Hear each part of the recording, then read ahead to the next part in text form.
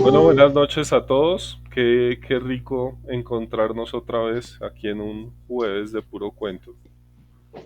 Mi nombre es David Ruiz y quiero darles la bienvenida a este espacio tan bonito.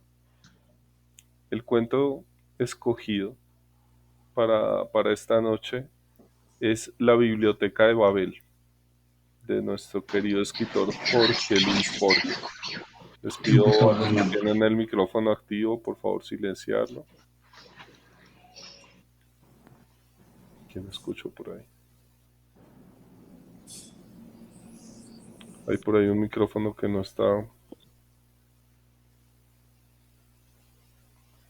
listo.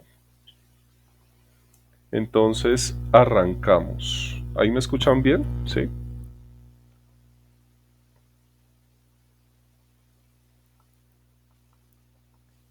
¿Me escuchan bien, cierto? Sí, muy bien. Sí, pero como nos haces desactivar los micrófonos, Sí, entonces no te podemos contestar. yo estoy en el mismo dilema, Marilena. Bueno, eso está Sí. bien, eso está bien. Listo. Ahora sí lo desactivamos. Vamos a empezar. La Biblioteca de Babel. El jardín de senderos que se bifurca. 1941, Ficciones, 1944. Por Jorge Luis Borges. El universo, que otros llaman la biblioteca, se compone de un número indefinido y tal vez infinito de galerías hexagonales, con vastos pozos de ventilación en el medio, cercados por barandas bajísimas. Desde cualquier hexágono se ven los pisos inferiores y superiores interminablemente. La distribución de las galerías es invariable. 20 anaqueles, a 5 largos anaqueles por lado, cubren todos los lados menos dos. Su altura, que es la de los pisos, excede apenas la de un bibliotecario normal. Una de las caras libres de un angosto zaguán que desemboca en otra galería, idéntica a la primera y a todas. A izquierda y a derecha del zaguán hay dos gabinetes minúsculos. Uno permite dormir de pie, otro satisfacer las necesidades finales. Por ahí pasa la escalera, espiral que se abisma y se eleva hacia lo remoto. En el zaguán hay un espejo que fielmente duplica las apariencias. Los hombres suelen inferir de este espejo que la biblioteca no es infinita. Si lo fuera realmente, ¿a qué esta duplicación ilusoria? Yo prefiero soñar que las superficies bruñidas figuran y prometen el infinito. La luz procede de unas frutas esféricas que llevan el nombre de lámparas. Hay dos en cada hexágono transversales. La luz que emiten es insuficiente, incesante. Como todos los hombres de la biblioteca, he viajado en mi juventud. He peregrinado en busca de un libro, acaso del catálogo de catálogos. Ahora que mis ojos casi no pueden descifrar lo que escribo, me preparo a morir en unas pocas lenguas de hexágono en el que nací. Muerto, no faltarán manos piadosas que me tiren por la baranda. Mi sepultura será al aire insondable. Mi cuerpo se hundirá largamente y se corromperá y disolverá en el viento engendrado por la caída que es infinita. Yo afirmo que la biblioteca es interminable. Los idealistas arguyen que las salas hexagonales son una forma necesaria del espacio absoluto, o por lo menos de nuestra intuición del espacio. Razonan que es inconcebible una sala triangular o pentagonal. Los místicos pretenden que el éxtasis le revele una cámara circular con un gran libro circular de lomo continuo, que dé todas las vueltas de la pared, pero en su testimonio es sospechoso, sus palabras oscuras. Ese libro cíclico es Dios. Bástame, por ahora, repetir el dictamen clásico. La biblioteca es una esfera cuyo centro cabal es cualquier hexágono, cuya circunferencia es inaccesible. A cada uno de los muros de cada hexágono corresponden 5 anaqueles. Cada anaquel encierra 32 libros de formas uniformes. Cada libro es de 410 páginas. Cada página de 40 renglones. Cada renglón de unas 80 letras de color negro. También hay letras en el dorso de cada libro. Esas letras no indican o prefiguran lo que dirán las páginas. Sé que esa inconexión alguna vez pareció misteriosa, antes de resumir la solución cuyo descubrimiento, a pesar de sus trágicas proyecciones, es quizás el hecho capital de la historia. Quiero rememorar algunos axiomas. El primero. La biblioteca existe ab eterno. De esta verdad cuyo colorario inmediato es la eternidad futura del mundo. Ninguna mente razonable puede dudar. El hombre, el imperfecto bibliotecario, puede ser obra del azar o de los demiurgos malévolos. El universo, con su elegante dotación de anaqueles, de tomos enigmáticos, de infatigables escaleras para el viajero y de letrinas para el bibliotecario, sentado solo, puede ser obra de un dios. Para percibir la distancia que hay entre lo divino y lo humano, basta comparar estos rudos símbolos, trémulos, que mi falible mano garabatea en la tapa de un libro, con las letras orgánicas del interior, puntuales, delicadas, negrísimas, inimitablemente simétricas.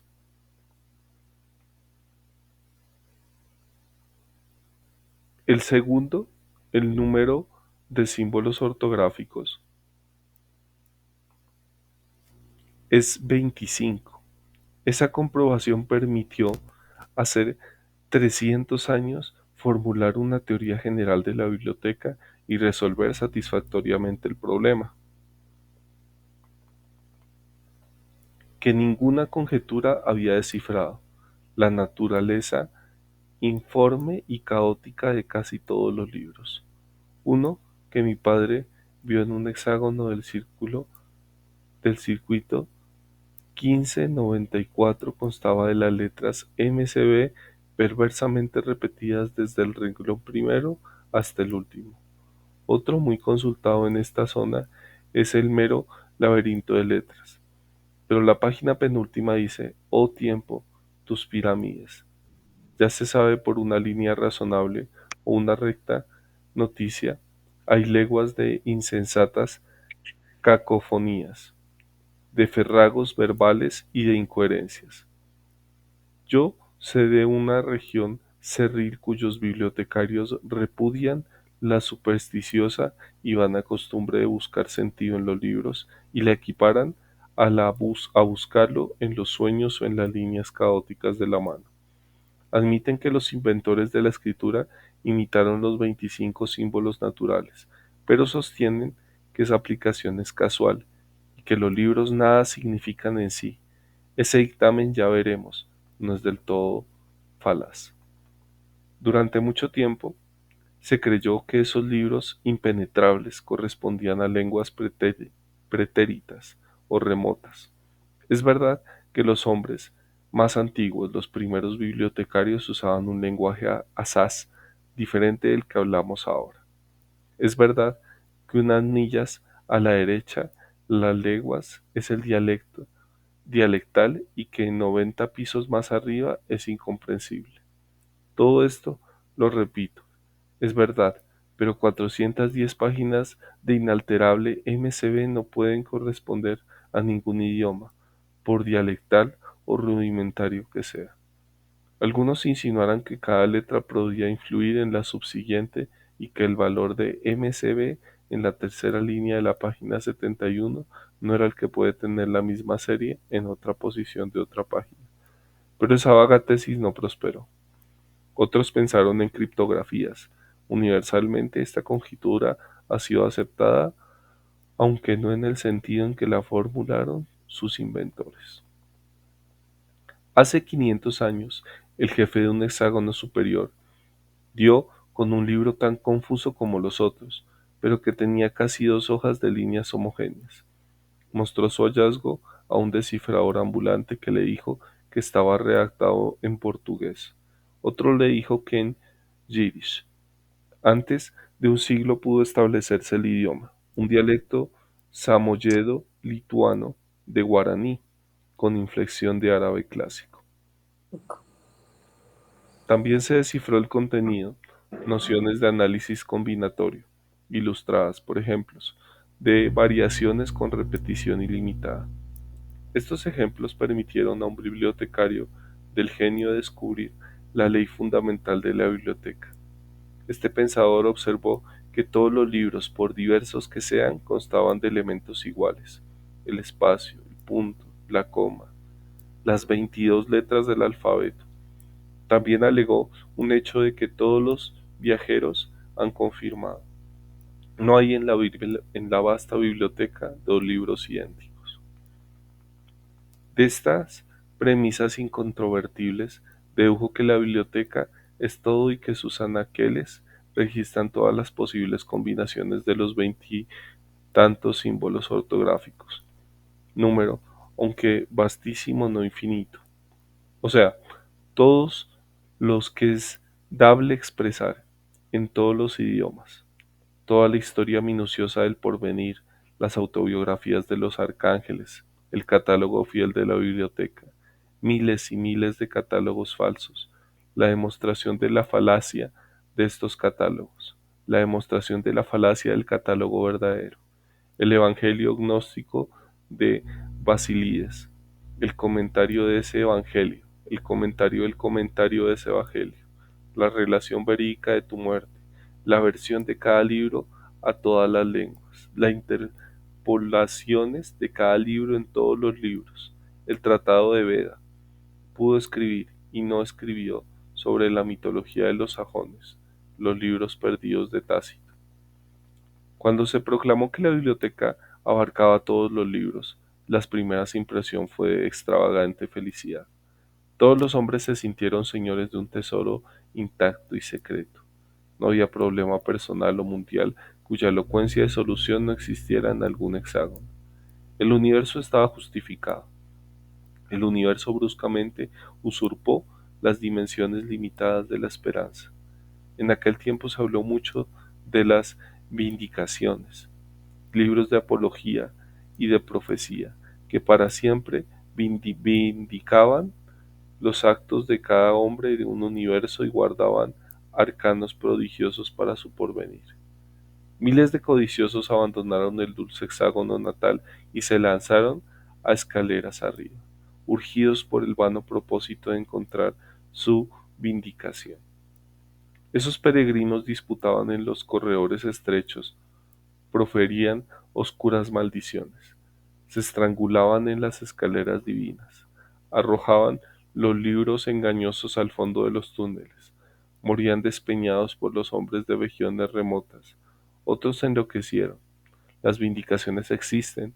Yo he visto 2 que se refieren a personas del porvenir, a personas acaso no imaginarias, pero los buscadores no recordaban que la posibilidad de que un hombre encuentre la suya, o alguien perfida variaciones de la suya, es computablemente en cero.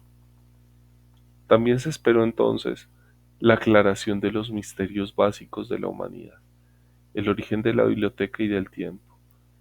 Es verosímil que esos graves misterios puedan explicarse en palabras si no basta el lenguaje de los filósofos.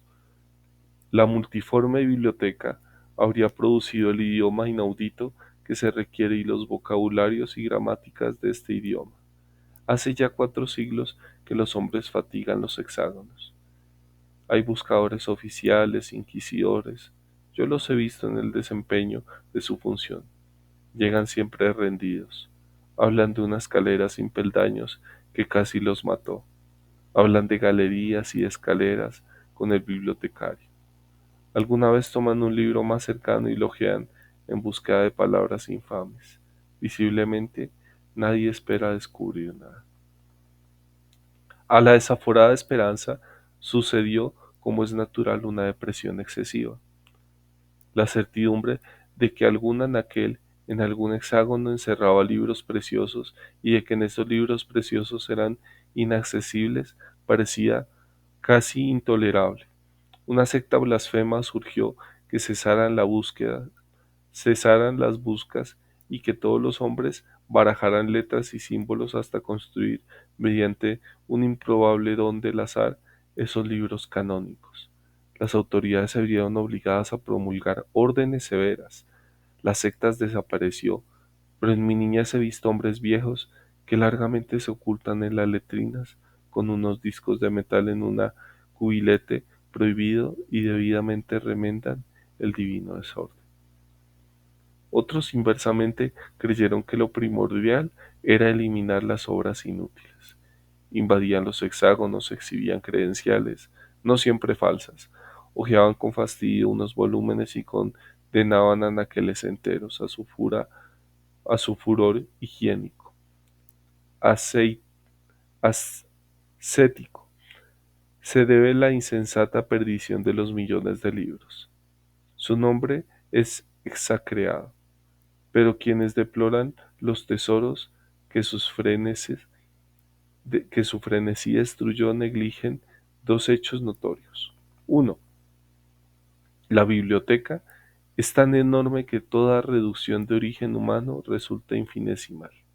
Otro, cada ejemplar es único, irreemplazable, pero como la biblioteca es total, hay siempre varios centenares de miles de facsímiles imperfectos, de obras que no difieren sino por una letra o por una coma. Contra la opinión general más atrevida, me atrevo a suponer que las consecuencias de la depravación cometidas por los purificadores han sido exageradas por el horror que estos fanáticos provocaron. Los surgía el delirio de conquistar los libros del hexágono carmesí, libros de formato menor que los naturales, omnipotentes, ilustrados y mágicos. También sabemos de otra superstición de aquel tiempo, la de los hombres del libro. En algún anaquel de algún hexágono, razonaron los hombres, debe existir un libro que sea la cifra y el compendio perfecto de todos los demás. Algún bibliotecario lo ha recorrido y es análogo a un dios. En el lenguaje de esta zona persisten aún vestigios del culto de ese funcionario remoto. Muchos peregrinaron en búsqueda de él. Durante un siglo fatigaron en vano los más diversos rumbos. ¿Cómo localizar el venerado hexágono secreto que lo hospedaba? Alguien propuso un método regresivo para localizar el libro, a consultar previamente un libro B que indique el sitio de A, para localizar el libro B, consultar previamente un libro C, y así hasta lo infinito. En aventuras de esas he prodigiado y consumido mis años. No me parece inverosímil que en algún anaquel del universo haya un libro total. Ruego a los dioses ignorados que un hombre, uno solo, aunque sea, hace miles de años, lo haya examinado y leído. Si el hombre y la sabiduría y la felicidad no son para mí, que sean para otros. Que el cielo exista, aunque mi lugar sea el infierno. Que yo sea ultrajado y aniquilado, pero que en un instante, en un ser, tu enorme biblioteca se justifique. Afirman los impíos que el disparate es normal en la biblioteca y que los razonables, y aun el humilde y pura coherencia, es un caso milagrosa excepción. Hablan, lo sé, de la biblioteca febril, cuyos azarosos volúmenes corren el incesante albur de cambiarse en otros y que todo lo afirmado lo niegan y lo conducen como una divinidad que delira. Esta palabras que no sólo denuncia el desorden, sino que lo ejemplifica también, notoriamente prueba su gusto pésimo y su desesperada ignorancia.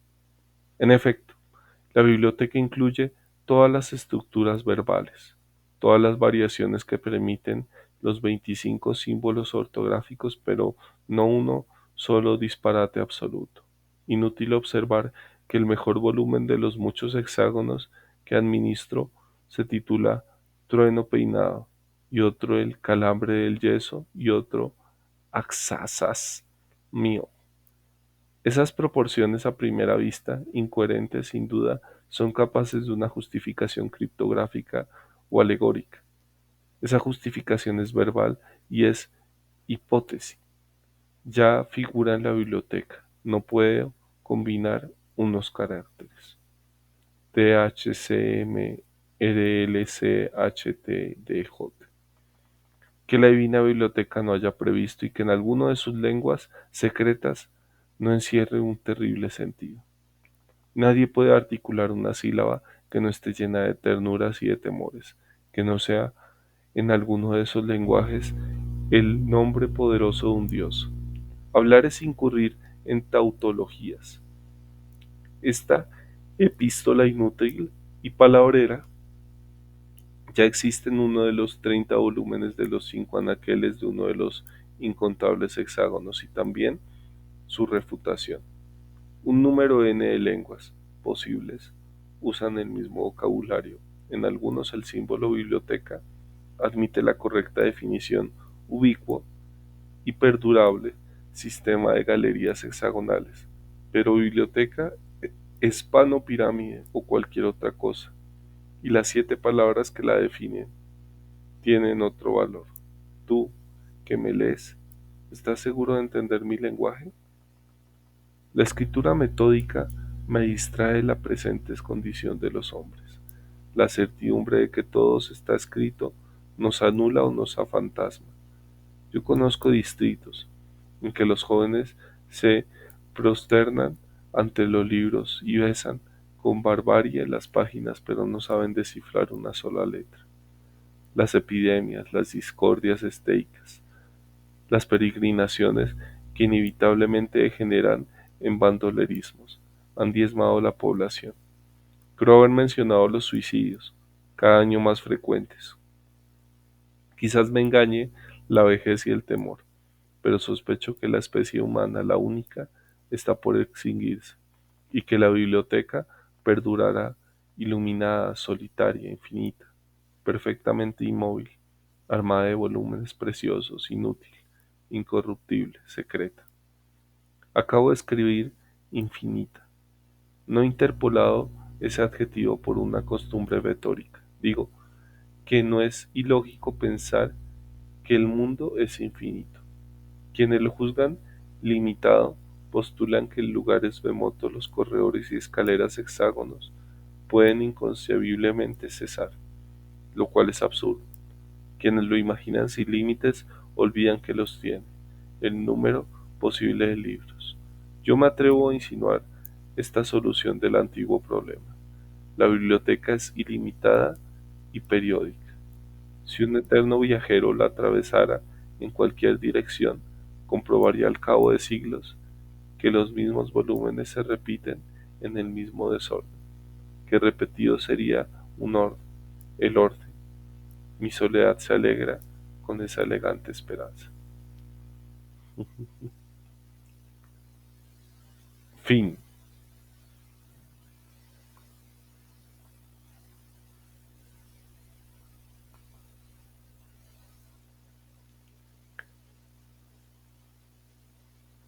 ¿Ahí me escuchan? Sí. Sí, Sí, perfecto. señor. Perfectamente. Los escucho, los escucho. ¿Qué tal les pareció el cuento? ¿Quién quiere empezar?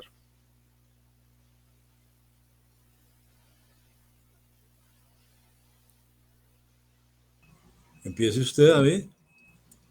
¿Yo? Sí, claro, claro. Usted es dueño del piano hoy. ¡Ajo de madre! Yo Hágale. también creo que David es quien debe comenzar. Para mí es un cuento muy complicado de interpretar. Sí, a Pues ver, sí, sí, el cuento no es pero él que fácil. fue quien lo escogió, Ujú. tiene sus razones y tiene su explicación. El cuento fue escogido como se escogen los libros en la biblioteca de Babel, por azar. Ah, Estaba tirando los dedos y salió ese cuento y dije, vamos a leer ese cuento. Sí, no fue, no, realmente este cuento no fue premeditado. Es más, cuando yo lo escogí sin haberlo leído, porque a mí me había llamado el nombre hace bastante tiempo, hace unos años, lo tenía en mis eternos pendientes, y me habían comentado que el cuento era un poco enredado, entonces yo iba como aplazándolo y aplazándolo. Cuando se dio la oportunidad de escoger el cuento, dije, no, pues vamos a lanzar los dados. Hice unas búsquedas y vi el nombre y dije, será una señal, y lo volví a leer. Ahí fue cuando lo escogí y ya tuve estos días, este tiempo para analizarlo y pensarlo. El cuento y la interpretación es muy personal. Habla de palabras muy complejas, cuando habla de cosas infinitas, ilimitadas, eternas. Eh, son, son palabras que definen cosas que nosotros no comprendemos a la perfección. Pero ahí está lo bonito, ¿no? Está lo bonito que hay una, una estructura, un orden dentro del desorden. Hace referencia a la vida, ¿no? A la vida y a esa búsqueda del conocimiento, de un conocimiento absoluto, perfecto, eh, un conocimiento, la clave. Yo recuerdo cuando estaban buscando la fórmula secreta, cuando Einstein estaban buscando la fórmula que descifrara el universo, algo así. Y en todas esas búsquedas que se han hecho alrededor de la historia por el conocimiento absoluto, ¿no? Y cada vez que nos acercamos más al conocimiento, nos acercamos más a lo que ignoramos. Un punto es, por lo menos, la inteligencia artificial. Sabemos que ha avanzado mucho la tecnología, pero cada vez que aprendemos más, nos damos cuenta que es más lo que nosotros ignoramos. Cada vez que aprendemos más del ADN, nos damos cuenta que más es lo que no sabemos. Cada vez que aprendemos más de la vida, nos damos cuenta que es más un misterio. Entonces, eh, es una historia que toca temas muy complejos de analizar, por lo menos lo infinito, lo eterno, lo invariable, que en este caso sería el universo, que ha estado mucho tiempo antes de nosotros y estará mucho tiempo después, mucho después de la destrucción del mundo, de la destrucción de nuestra galaxia. Habla de cosas bien profundas y creo que hay un secreto en que en ese desorden hay un orden y en el orden hay un desorden, de que el intentar darle eh, un orden, una estructura, un argumento a algo es imposible porque en cada persona hay un universo distinto, hay una forma diferente de ver las cosas, hay una forma diferente de interpretar la vida, de interpretar lo que les pasa. Y yo pensaba en una relectura del cuento que cada libro es como si fuera una vida de una persona. Hay vidas que se viven intensamente, que hacen, que viajan, que ven, que observan, y hay vidas mucho más tranquilas, vidas que se apagan muy rápido, vidas que no disfrutaron suficiente, no fueron tan apasionadas, no vivieron tan intensamente. Entonces, básicamente esa es como una muy primera impresión, pero hay tela para cortar en ese cuento. Por ahí veo una manito levantada de quién es. Edna, cuéntanos. Eh, bueno, sí, no lo había leído, pero sí me parece un poquito complejo, pero sí habla de muchas cosas, ¿no? Primero habla de mucho de Borges, ¿no? Porque Borges estuvo unos años trabajando como bibliotecario y digamos que él amó mucho ese trabajo, o sea, fue como su trabajo más estable, pues obviamente antes de ser catedrático en universidades en el área de la literatura. Entonces me parece que primero habla mucho de Borges y digamos del amor que le tuvo a ese trabajo como bibliotecario, ¿sí? Incluso hay un poema de Borges que dice que muchos se jactan de lo que han escrito, pero yo podría jactarme de lo mucho que he leído. Entonces, digamos que la biografía de Borges, él habla de la trascendencia que tuvo para él haber podido trabajar como bibliotecario muchos años. Incluso él narra que en ese trabajo él iba como en tranvía, era en un pueblito como muy rural al parecer, y allí los empleados de esa biblioteca pues se dedicaban como a decir chistes verdes, a jugar, a otra cosa que no tenía nada que ver con los libros, mientras que él, Borges, él disfrutó mucho ese trabajo, o sea, era algo que le llegaba al alma porque obviamente amaba los libros, ¿no? De hecho, por ejemplo, Borges, se supone que Borges aprendió italiano leyendo la Divina Comedia en italiano en sus viajes en tranvía. Entonces, me parece que primero habla mucho de la naturaleza de Borges, ¿sí? O sea, tiene mucha incidencia. Segundo, pues digamos que el cuento como tal y como tiene esa descripción, es un poco como, es bastante complejo, pero sí tiene mucho simbolismo, o sea, me parece que habla mucho, primero de la importancia de los libros, habla mucho como de la soledad, ¿cierto? Porque, por ejemplo, dice que el bibliotecario, que ya era muy anciano y que ya no tenía la misma capacidad visual, que él intentaba buscar un libro que digamos que pudiera contener todos los saberes y todas las respuestas sobre la existencia de la vida. Entonces, me parece que habla mucho, tiene mucho simbolismo, ¿sí? La soledad, la muerte, la importancia de los libros, que el hombre puede extinguirse, pero ahí seguirá como la torre, la biblioteca de Babel, ¿no? Y también hay como, digamos, él hace como también como una similitud, digamos, porque, no sé, me parece que como que compara la esta de Babel desde el punto de vista religioso, donde habían pues muchos idiomas y todo, y él en su biblioteca de Babel, el idioma común son los libros. Entonces, bueno, ahí pues hay muchas cosas. Tocaría volver a leerlo, pero sí me parece que tiene muchísimos significados. Súper, Edna, muchas gracias. Sí, así es, tal cual como tú lo dices, es de muchas interpretaciones. Tiene también un aspecto filosófico y de introspección como del sentido de la vida, que hay veces que cuando se toca ese tema, buscándole el sentido a eh, las interpretaciones varían de acuerdo a las experiencias, en este caso de cada bibliotecario. ¿Quién más le gustaría participar? Yo creo que quiero decir algo. Pues como tú dijiste ya, y lo mismo Egna también dijo que la biblioteca de Babel es pues una alegoría al universo que es en realidad la vida misma, lo que es la vida del ser humano. Es algo bien profundo lo que hace pues Borges. Alguien también, Egna dijo que estaba describiendo también muchísimo a Borges, ¿sí?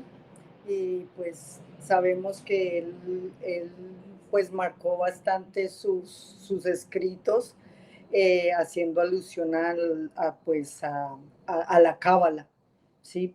Y en la cábala pues está hablando bastante del universo, de lo vasto, de lo inmenso, de lo infinito, también pues de lo extendido que es el pasado, el futuro y que todo se compagina en 23 letras. Él hizo pues también una alegoría bastante grande con lo de la cábala, refiriéndose a los números, a las letras, que 23 letras que hacen la ilusión del alfabeto y la cábala y que genera el universo y de ahí, es decir, de estos números depende lo que salga del ser humano, la vida, cómo la lleva, cómo es el universo, cómo es desagrado y cómo genera también un divino desorden que es el mismo orden de la vida, que es también la Biblioteca de Babel nos da a ver el infinito y cómo el infinito a través también de los espejos, ¿sí? Que se prolongan y pues muestra que nunca se acaban esa cantidad de libros porque ahí están toda la vida de todos los seres humanos que también repetimos nuestra vida a través pues según él entendía algo de exoterismo, que la vida del ser humano también se repite, que nosotros los de hace siglos y los de muchísimo tiempo somos los mismos porque volvemos. Entonces él hace alegorías a la cábala también con esto y pues al mundo, al universo y a la comunicación, pues a la identificación del lenguaje y pues también hace una composición de lo que para él es la religión, ¿sí? Que la religión está implícita también en el pecado, en el desorden, en la desobediencia y pues por eso es que pues llamó a este cuento la Biblioteca de Babel. Por ahora pues dejo ahí nomás alguien que quiera decir algo más. Muy bien, sigue Mario que tienes levantada la mano. Por ahí Mario nos escribe, entró a trabajar a la biblioteca y se quedó ciego, ironía borgiana. Así es, así es. Cuéntanos, Mario. Bienvenido, feliz Buenas noche. noches. No, como decía la compañera Audrey, digamos que Borges plasmó el infinito tanto de manera espacial, cuando describe que la biblioteca se va replicando hasta el infinito, y también el infinito o la eternidad de manera temporal, que es a través de los libros, ¿no? O sea, los libros son una forma de inmortalizar el pensamiento humano, ¿sí? Entonces, digamos que me llamó la atención esa forma de representar el infinito en esas dos dimensiones, la espacial y la temporal. Y pues también me gustó que Borges en este cuento pone como el libro como un instrumento simplemente de combinaciones y permutaciones de letras y caracteres. O sea, es una forma muy mecánica de ver el libro, ¿no? Como un cubo de Rubik. Un cubo de Rubik pues simplemente no es algo, por decirlo, artístico, sino es simplemente un instrumento para generar combinaciones múltiples entre filas, columnas, colores, caras. Entonces, digamos, esa visión como presenta el libro de infinitesimales permutaciones de letras y todo eso pues me gustó. Muchas gracias. Sí, mire, muchas gracias, Mario. Mira que sí presenta efectivamente lo que nos cuenta Mario. Eh, Voy a poner un ejemplo. Mundo Feliz muestra que se queman los libros, que se prohíbe la lectura en ciertas cosas, como una forma de, venga, se llega al conocimiento, de control humano. O sea, los libros en su significado, o uno de sus muchos significados es fuente de conocimiento, ¿no? Pero en el caso de la historia, lo interesante, así como lo dice Mario, es que no se enfoca tanto en los libros, sino más en en los bibliotecarios, ¿no? En las personas que los consultan, que tratan de buscar el libro perfecto que todo lo sabe, que contiene el secreto de la biblioteca. Y eso, a veces nosotros somos como esos libros y hay veces que somos como esos bibliotecarios, buscando en la vida misma, que viene a ser la biblioteca, el sentido de el conocimiento total, al conocimiento absoluto, lo que encasille, lo que encierre todo el sentido de la vida, y esa búsqueda la gente se muere, se desespera, se suicida, pasan muchas cosas, en esa búsqueda de, venga, nada tiene sentido, no encuentro la respuesta a todo, como si esa respuesta a todo estuviera oculta, ¿no? Fuera un misterio que hay que descubrir, o que el secreto fuera más bien disfrutar el viaje y la diversidad de todo, de todos esos libros y eso que está escrito. Entonces es interesante, muy así como lo dice Mario, le da un enfoque diferente al libro como tal, en su estructura y en su función, ¿no?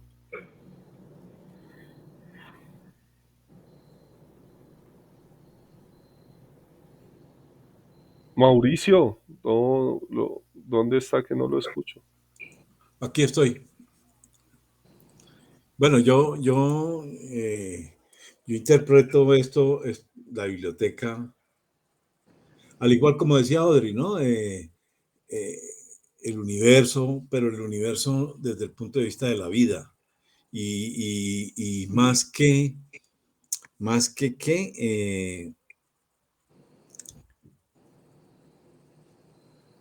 él describe la la inmensidad de la biblioteca, la describe él dando a entender, pues, yo no sé si es una metáfora o qué, pero lo asimila a lo infinito que significa el universo y plantea que todos los bibliotecarios, pues, se encaminan en búsquedas, ¿no? Pero las búsquedas es el caminar de cada quien en su vida. Eso es. Ujú. Esa es por ahí. Y también me, me pegó mucho cuando dice que en ese caminar hay muchas personas. Entonces, el universo está lleno de libros y entonces unos son así, otros son así, entonces él describe las múltiples conformaciones del exterior de los libros, ¿no? Entonces, habla de muchos que abrazan y besan los libros simplemente atraídos por el exterior, pero sin saber qué contienen. Ujú. Entonces, yo no sé en qué parte, pero yo supongo que dentro de todo ese enredo metafórico que usa él, porque es que eso yo no sé si lo grande o lo aburrido de Borges, porque es que son un burgo de metáforas tras metáforas tras metáforas que a mí por lo menos me pierden. Yo me pierdo en todo eso. Entonces, yo lo que veo ahí es eh, la búsqueda del hombre en el universo, ¿no? Y, y lo que decía que no sé cómo interpretar, pero tiene que estar en alguna parte, la, el encaje entre el pasado y el presente, ¿no?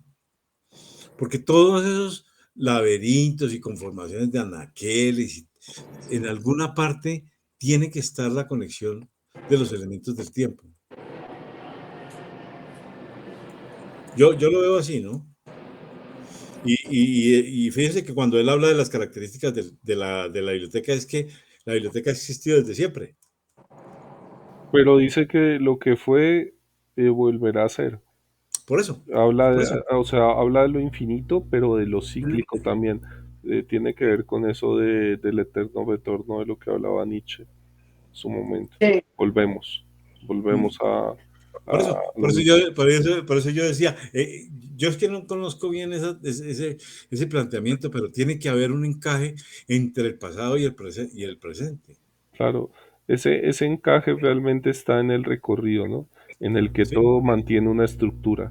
Yo creo que por eso se enfoca tanto en especificar, son libros de tantos renglones, tantas páginas, tantas letras, tantos caracteres. Hay un tema determinado en nuestras vidas, es lo que me dejó pensando.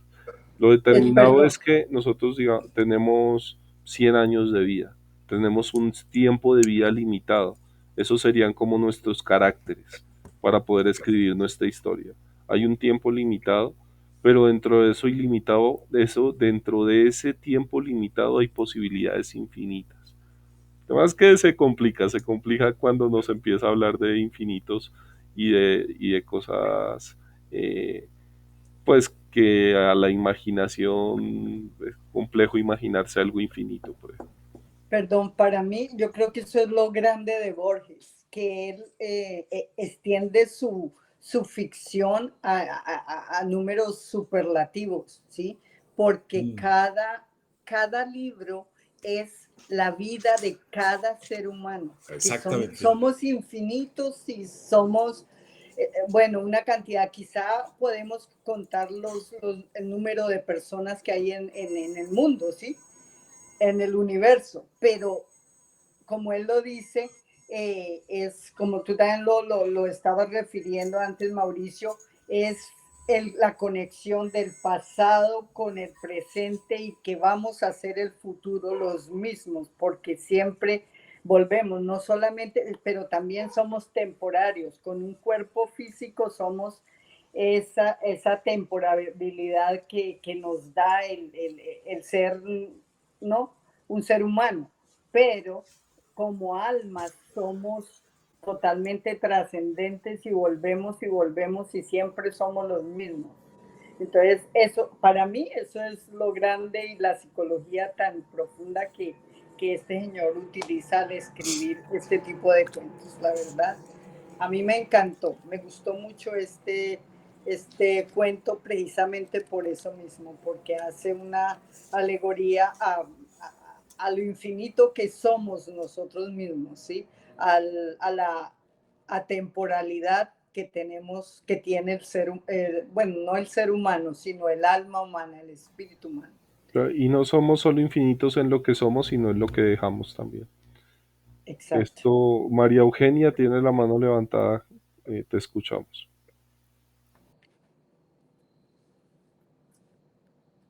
No, lo de la mano levantada mía es alguna equivocación que cometí. Perdón, no. Yo no no me siento capaz de hacer comentarios a este libro. Pues lo de Audrey me gusta muchísimo el comentario de ella. Estoy muy de acuerdo, pero no me siento capaz de ampliar o de extender estos comentarios de este libro. Bastante, bastante complicado. Y una cosa sí me pareció tal vez, no sé si lo mencionó, si fue más, no sé, David, o cuál fue que mencionó algo como, si es una alegoría, digamos, a la humanidad y al universo y al mundo y a lo que se quiera, pero de todas maneras es una mirada muy mecánica, me parece a mí. Sí, lo que pasa, yo lo interpreto, lo veo porque estamos metidos dentro de un sistema, o sea, hacemos parte de un sistema. Está el ciclo de la vida, ¿no? Y en ese ciclo hay algo interesante, un ejemplo es, naces, creces, te reproduces, mueres. O lo otro es, naces, creces, vives una vida, mueres. Y lo otro es, naces, creces, lees un libro, vives 1000 vidas y mueres. La lectura, el hecho del querer conocer o entrar dentro de otros libros, dentro de otras personas, dentro de otras realidades, dentro de otros universos. Cuando yo me siento a hablar con ustedes, cuando yo hablo con Mauricio, con Audrey, con, con Edna, entro en contacto con un universo totalmente ajeno al mío. Es un choque de dos universos distintos. Y en esa pluralidad de dos vidas finitas, que sería una charla con Mauricio, la vida finita que yo tengo con la vida finita de Mauricio, suceden cosas infinitas, se llega a conversaciones que no tienen fin, a conclusiones que nunca llegan a ser conclusiones. No hay una verdad absoluta ante lo que uno quiere decir. Creo que a medida que Borges fue avanzando más en sus lecturas, fue leyendo más, se fue dando cuenta que era más lo que desconocía y más lo que desconocía y más lo que desconocía, y que el acercarse a un tema era alejarse más de ese tema porque se da cuenta que era más vasto lo que no se conocía. Creo que a todos nos ha pasado que cuando nos apasionamos por algo decimos, uy, yo quiero aprender, no sé, de pastelería. Me pongo a hacer un pastel y descubro que hay un mundo de recetas y entro en esto y, o sea, se me abre un universo de posibilidades y digo, no, no me va a alcanzar la vida para aprender de todo lo que yo quisiera aprender. Y algo así pasa con la lectura, algo así él trata de reflejar en la biblioteca, que entre más nos acerquemos al conocimiento, se vuelve más infinito. Así es. No sé quién más le gustaría participar, Cristian,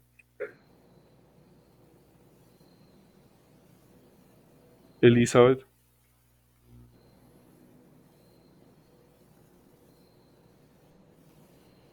Mario, cuéntanos. Algo que me llamó la atención también del cuento es que mencionan que, bueno, que hay veces que queman libros o los botan a los pozos sin fin. Y luego el narrador como que descubre o lanza una hipótesis de que así boten los libros o los quemen, la biblioteca como que es ilimitada y vuelve a repetirse sobre sí misma. Sí, o sea, como que, o sea, la biblioteca no es infinita en el sentido de que al haber un número de letras y renglones y libros, hay un punto en el que finaliza, ¿sí? No es infinita, sino que es grande más bien, pero es infinita en el sentido de que vuelve a repetirse sobre sí mismo. Entonces, lo que me hizo pensar es que ya o sea, trasladado eso al mundo real, lo entiendo como que así, digamos, hayan épocas en las que se quemen libros o se queme conocimiento, el conocimiento, o sea, el pensamiento humano, si se continúa, pues en algún punto van nuevamente a generar ese conocimiento que desapareció o se quemó en el tiempo, ¿sí? Eso es lo que lo hace interesante o ilimitado. Súper, así es. Mira que yo pensé precisamente cuando decía que se quemaban los libros, en los libros como si fueran personas y en el tema de los nazis, en las masacres de esas personas, en los exterminios. Pensé en eso porque se ha matado muchísimas personas y se busca siempre la humanidad ha encontrado la manera de bien o mal preservar su esencia, ¿no? Vemos el pueblo judío, ¿no? Que ha sufrido tantas guerras, tantas atrocidades, pero ha preservado mucho de lo que ha sido y en gran parte ha sido por la palabra escrita, por lo que se ha conservado. Eh, Mauricio y luego María Eugenia.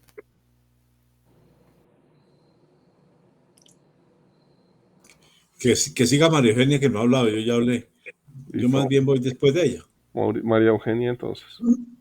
Bueno, yo sí hablé en relación con que me unía a la expresión de que esta comparación o esta de que podemos hacer de la obra como con una concepción del universo y de la humanidad, no, sí, y de la humanidad, de todas maneras está muy marcada por una mirada muy mecánica, ¿sí?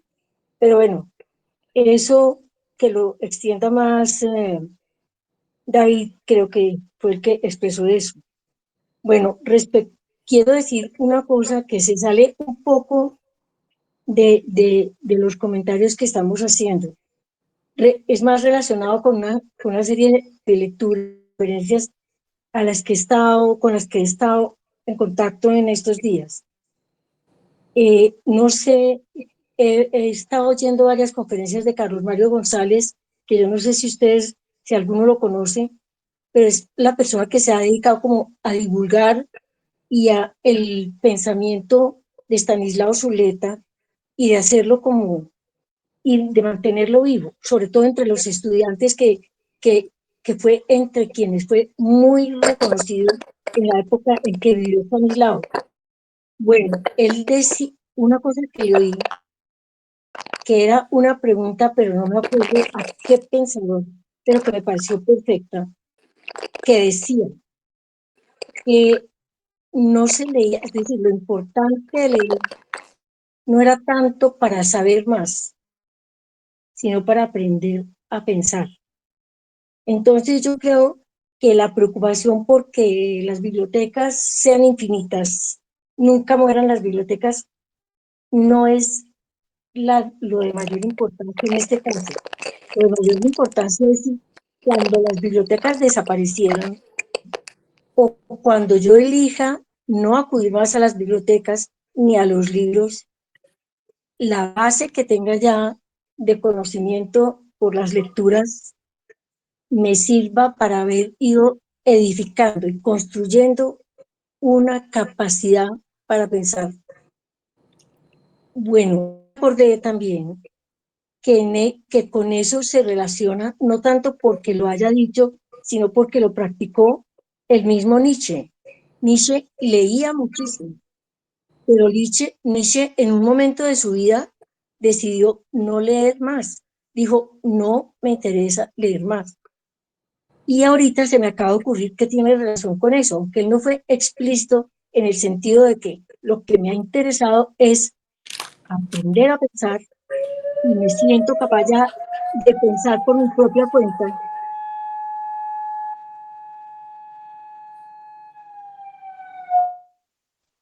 No sé si eso es un sabotaje o es una manera de decir que suspenda ya o qué. ¿Sí oyeron la sirena? Puede ser un simulacro, María Eugenia.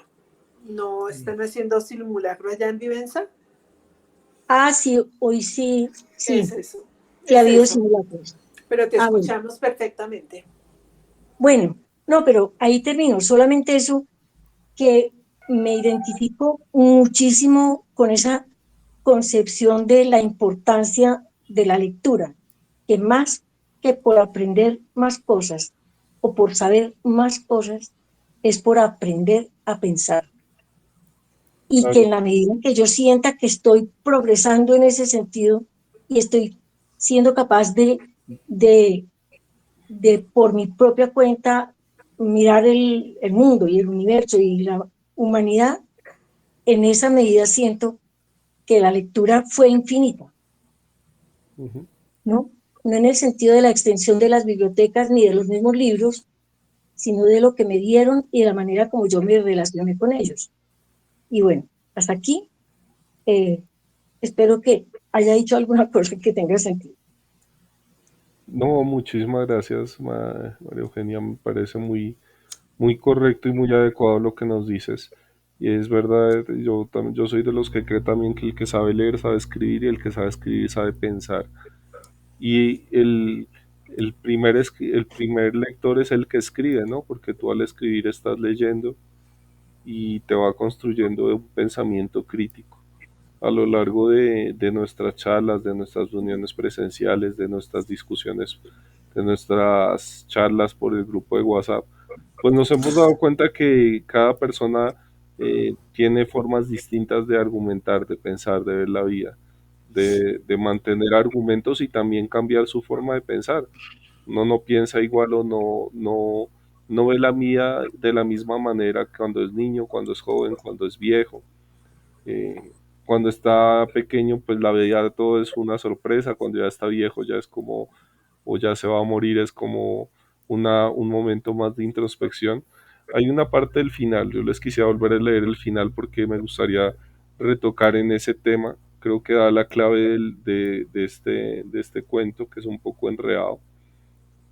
Dice, acabo de escribir infinita. No he interpolado este adjetivo por una costumbre retórica, una costumbre que se repita, no. Digo que no es ilógico pensar que el mundo es infinito. Y creo que ha llegado a una conclusión interesante, varias personas pueden o no estar de acuerdo, yo estoy totalmente de acuerdo en él, pues viendo lo que es el mundo, pues no es ilógico pensar que es un mundo infinito, ¿no? Cuando uno ve el cielo, las estrellas, dice, se ve en esa infinidad, dice, bueno, sí, hay cosas que nosotros son incalculables, ¿no? Dice, quienes lo juzgan limitado postulan que en lugares remotos los corredores y escaleras y hexágonos pueden inconcebiblemente cesarlo cuando está aquí. Quienes lo imaginan sin límites olvidan que lo tienen el número posible de libros. Yo me atrevo a insinuar esta solución del antiguo problema. La biblioteca es ilimitada y periódica. Si un eterno viajero la atravesara en cualquier dirección, comprobaría al cabo de los siglos que los mismos volúmenes se repiten en el mismo desorden, que repetido sería un orden, el orden. Mi soledad se alegra con esta elegante esperanza. Que hay un orden en el desorden, en lo cíclico, que, o sea, me da la impresión de que en sus vastas lecturas, Borges concluyó que lo infinito era meramente un asunto de repeticiones, porque había un tema numérico, ¿no? Cuando yo puedo nombrar algo, numerar algo, lo puedo repetir. Repetirlo muchas veces, hasta una cantidad de veces ilimitada sería repetirlo infinitas veces.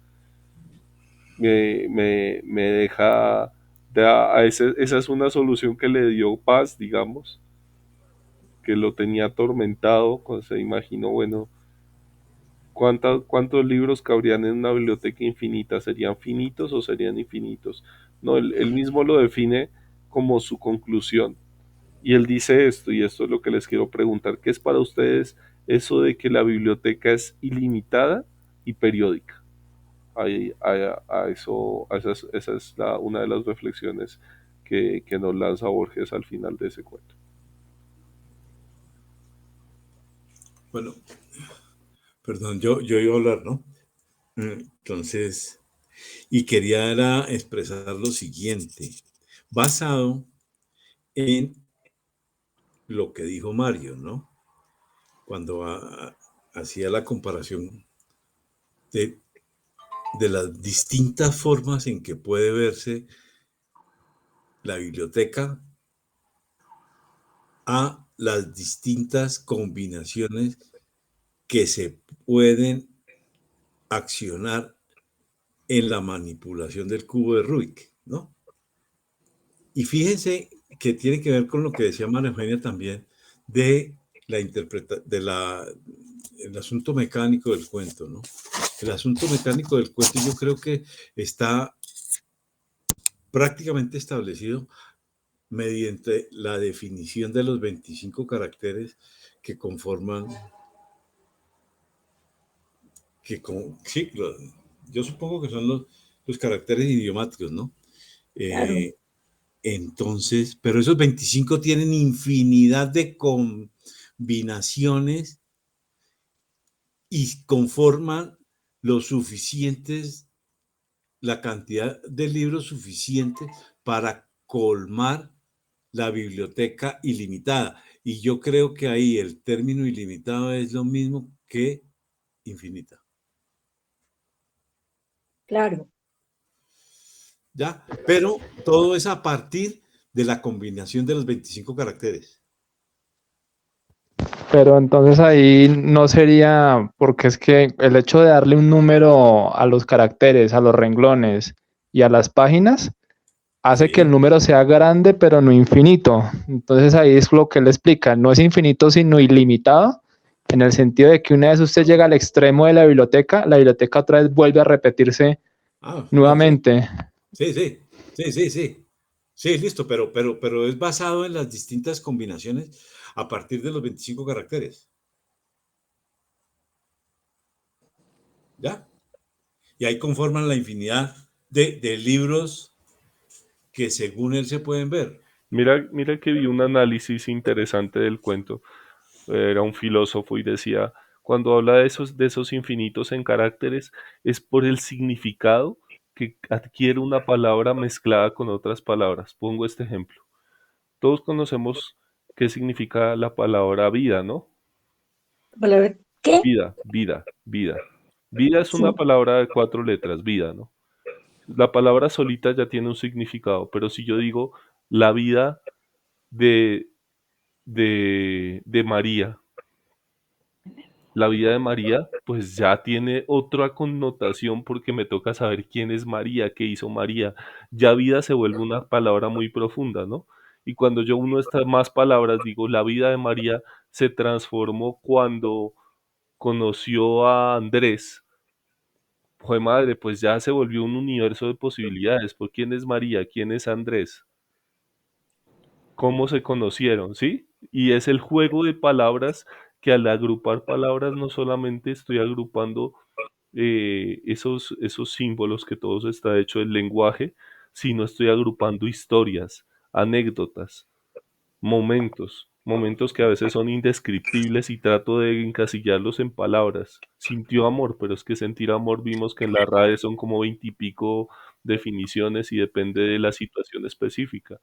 Entonces, habla de cómo la escritura o los libros lo meten a uno en microuniversos infinitos.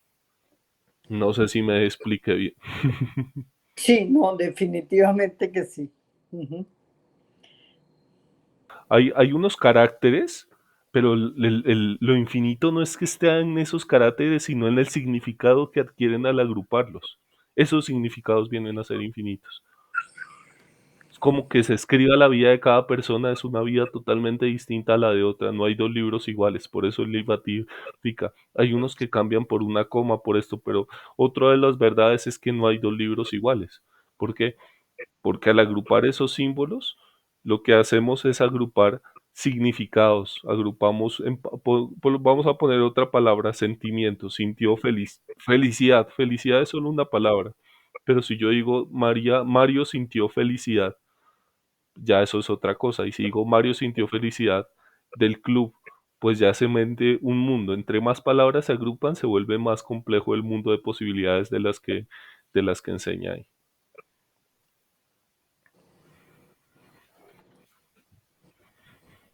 Desde su significado más etimológico, ¿no? ¿Quién alzó la mano por ahí, Edna? Cuéntanos. Bueno, pues como el narrador es el bibliotecario, ¿m? Y digamos que a través de los corredores de este universo infinito de la biblioteca de Babel, em, hay como también una búsqueda del libro perfecto, ¿no? El bibliotecario relata que debe existir en alguno de los anaqueles como un libro que contenga todos los libros, que encierre pues como todos los saberes de la humanidad, ¿sí? Entonces, pues, no sé, pareciera, no sé, pareciera que digamos que todo ese universo de la biblioteca de Babel es toda la humanidad tratando como de conseguir sus respuestas, ¿sí? Hay una parte del cuento donde dice que como que unos jóvenes que les encantaban los libros, pero que entonces se sentían frustrados porque aunque les gustaban los libros, no entendían ni una sola palabra o ninguna sola letra de lo que tenía el texto.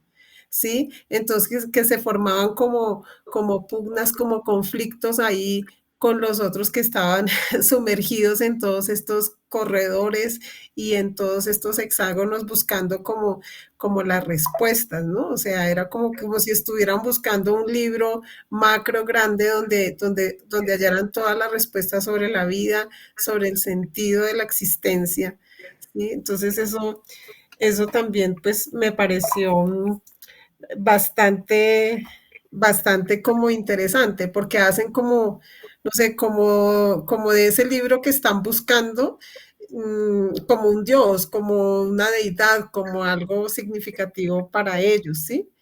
Entonces, yo no sé si, por ejemplo, se acuerdan del libro este de Humberto Eco, que fue la película del nombre de la rosa, que también allí buscaban como un libro, ¿cierto? Un libro que como que contenía, digamos, un significado especial, ¿sí? Unas respuestas. Entonces, también me parece que la biblioteca es como la humanidad misma buscando todas las respuestas afanosamente, ¿no? También me gusta que digamos que el cuento le hace como un homenaje a la importancia de la memoria, ¿no? A la importancia de la historia. Acuérdense que, por ejemplo, en El Mundo Feliz, los libros de historia, digamos, no eran importantes precisamente porque preservaban la memoria de los acontecimientos, ¿no? En cambio aquí, pues la exalta, es todo lo contrario.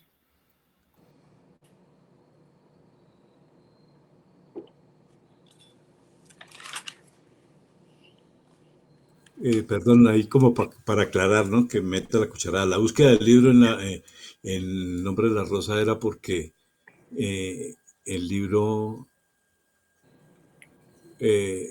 tenía veneno en una de las esquinas y había que desenterrar el misterio.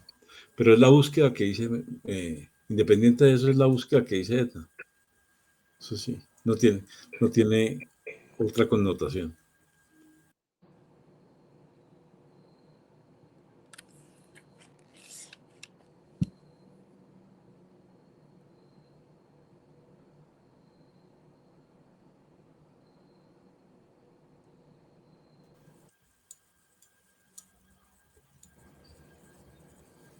Listo. ¿Alguien más? Sí, ahí cuando habla de ese libro que lo conoce todo, lo contiene todo el conocimiento, también es como que nos recurre a la espiritualidad, ¿no? Al significado de uno lo puede asimilar a la búsqueda de un Dios, a la espiritualidad de cada persona. El fin último, o ya el ente que lo sabe todo, lo puede todo, lo entiende todo. Lo que nosotros no entendemos o no hemos visto, no conocemos porque ellos no se han acercado a un libro que tenga todo el conocimiento de la biblioteca, eso sería la divinidad, que sería esa búsqueda de Dios, ¿no? O la búsqueda de ese ser superior que lo entiende todo, como ese significado a nivel espiritual, ¿no? De lo desconocido, ¿no? En este caso de la muerte, de la vida después de la muerte, todo eso.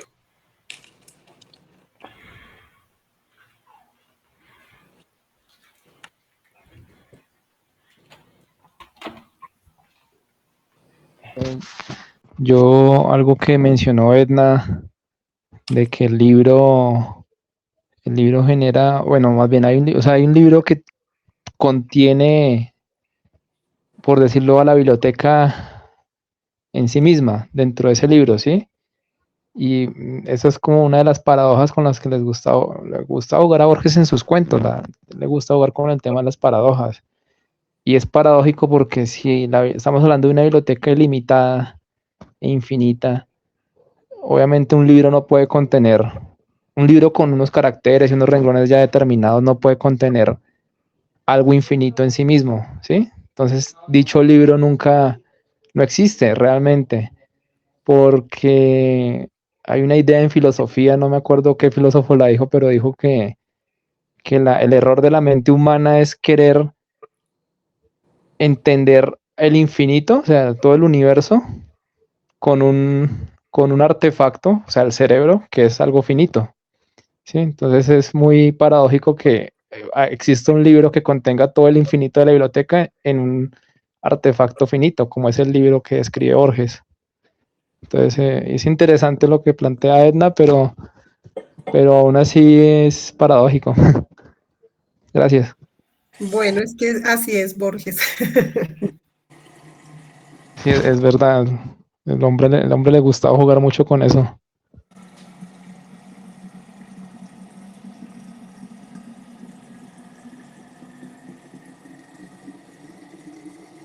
María Eugenia, cuéntanos, ¿quién más está por ahí con la mano levantada? Si yo quiero comentar una cosa, no sé qué tan clara la tenga como para expresarla.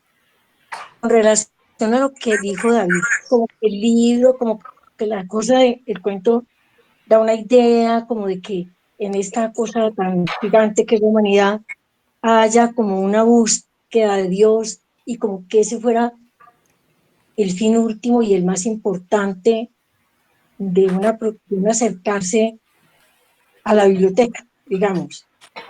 Yo, yo no sé de dónde salió eso, o es que no alcanzo a captar la idea que puede transmitir la obra de Borges, pero yo diría, independientemente de la obra que hoy en día y cada vez más importante que la famosa búsqueda de Dios, es la búsqueda de sí mismo, es la búsqueda de yo.